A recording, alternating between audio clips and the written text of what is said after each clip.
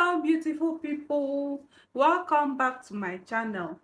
In this video I'll be showing you how to make a cowl neckline gown, and I'll also show you how to know the exact neck depth of your cowl neckline, so you don't have to guess anything. You use this method, it will be very simple for you to get the exact neck depth you want for your cowl neck design.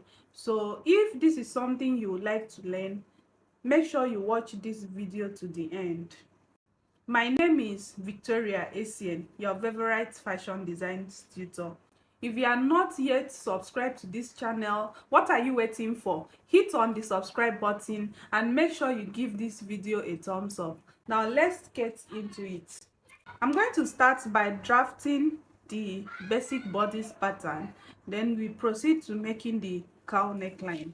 I'll start by marking out my shoulder measurements divided by 2.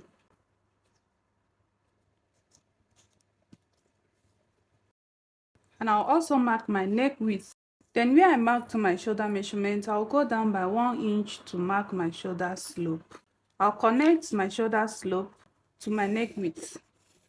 I'll go ahead and mark my armhole measurements, which is 8 inches. And I'll draw a line. This line here is my chest line. I'll bring down my shoulder measurement to this line, and I'll mark a straight line to connect to the shoulder slope. On my chest line, I'll mark my bust measurement divided by 4. I'm going to draw my armhole. Before I draw my armhole, I will look for the midpoint of this armhole, and then I'll go in by half an inch and mark. Then I'm going to connect the half an inch to my shoulder slope and to my chest line where I entered my bust measurements. I'll go in with my waist point. The waist point I'm working with is 17 inches, so I'll mark 17, and I'm going to draw a straight line. And on my waistline, I'm going to enter my waist measurement divided by 4. I'm going to connect the waist measurement to my chest line. I'll mark my neck depth. I'm only going to mark my neck depth for the back pattern, and the neck depth I'm using for the back is 1.5 inch. So I'm marking the 1.5, and I'll draw my neck line. This is all for the pattern. I'm only doing the half bodice. If you're making a cowl neck top, you go ahead and extend your length, but I'm using this for a gown, so I will do all the extension on the main fabric I'm using for this. So I'm going to cut this out, and we proceed to making the cowl neckline.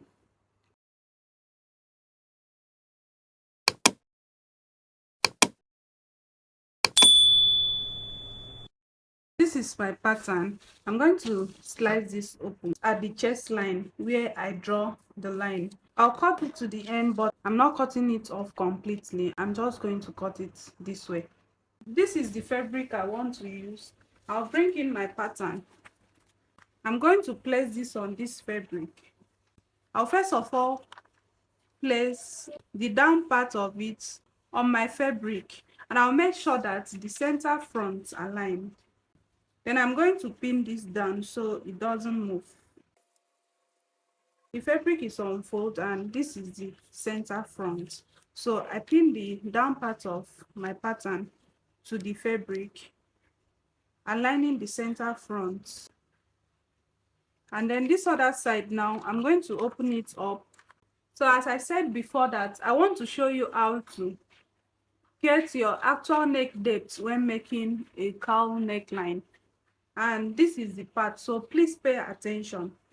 Take note, make sure that this place is straight, and then you measure from here to your pattern. Whatever measurement you have between these 2 points will serve as your neck depth. If you open it up to if you open it up more than this, like this is 8.5 inches. When you wear it, it's going to drop up to 8.5 inches. That will be your neck depth. If you continue opening this up, you continue to have more dropping effect. So like this is 9 inches. If you open up to 9 inches, when you wear it, it's going to drop down to 9 inches on your chest. I want my neck depth to be 7.5 inches. So I'm going to measure 7.5 inches here. And then when I get the exact 7.5 inches here, I'll pin down the pattern at that point. So when you are doing this, make sure that this place is straight. And then so after pinning this down, I'll mark this neck width here. And I'll go in with my ruler and draw a straight line there. So like this, I can cut it out here. But here is another thing. If you want your cowl neck to have extra draping effect when you wear it, you go up by about 3 inches from the line and mark. From that 3 inches, you're going to connect it to the neck depth here. Just draw like a curve to connect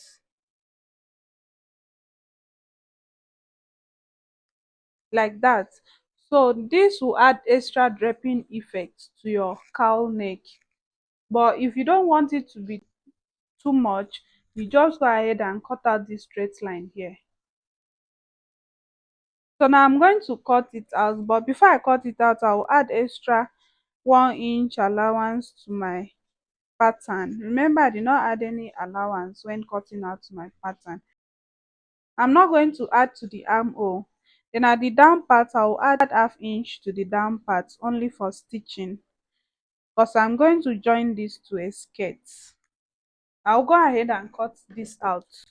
Before you continue watching, please like this video. It takes only 1 second to like this video. And if you are yet to subscribe to this channel, click on the subscribe button now.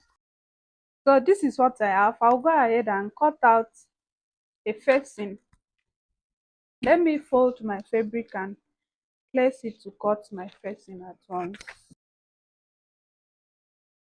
So I want my facing to be like 2 inch after my armhole to get to. I just want it to cover up my armhole, because this one I'm sewing is not going to have sleeves, so I can use the facing to turn the armhole. I just want the facing to be 2 inches below the armhole, and then I'm going to cut this out.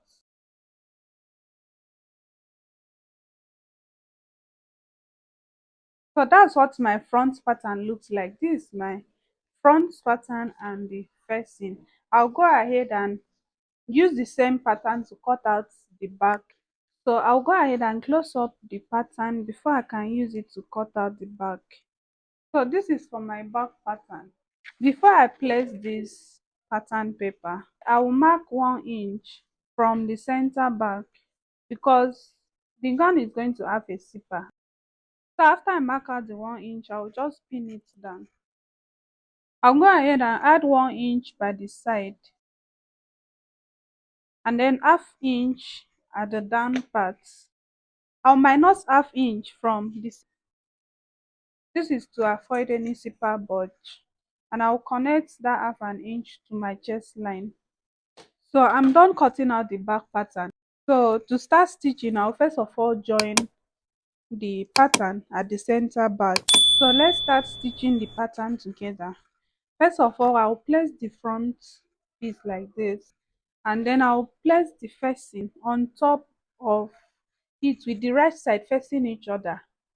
So the right side of the facing is facing the right side of the front piece, and I'm going to join it only at the top. I'll stop at the shoulder line. I'll join and stop at the shoulder. I notch my shoulder so I will be able to know where my shoulder stopped. So there is a notch at the shoulder. So I'll just join it starting from where the shoulder ends. That's only the neckline. I'll run a stitch round, and then I'll stop at the point where I also notch at this other side. So I'm done joining the facing to the front piece at the neckline area. The next thing I will do is to bring in my back pattern. This is my back pattern. I joined the back pattern at the zipper area, the allowance I added for a zipper. So I just run a loose stitch, which I'm going to use later to fix my zipper. I also turn the neckline with facing.